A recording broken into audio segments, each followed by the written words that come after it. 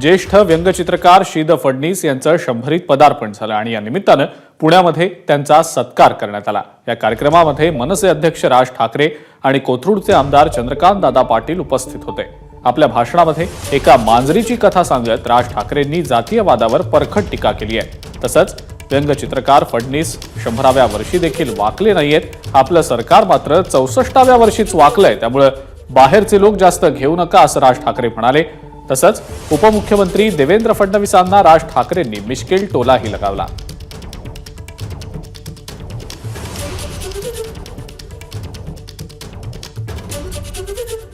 सरांनी ज्याला एक व्यंगचित्र केलं, आपण मगाशी म्हणालात की एक मांजर आहे, तिची पिल्लं आहेत आणि तिच्या बाजूला एक वात्सल्याचं एक त्या मांजरीच्या चेहऱ्यावरती एक वात्सल्य आहे आणि त्याच्यात एक उंदीर पण पितोय दूध।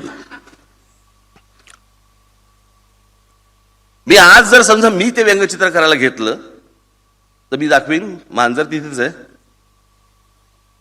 पिल्लं अंगावरच्या पट्ट्यांमुळे भांडतायत, तू कोणत्या जातीचा, तू ह्या जातीचा का त्या जातीचा, आणि बाकी सगळी उंदरं फक्त दूध पित आहेत आणि ती मांजर म्हणजे महाराष्ट्र।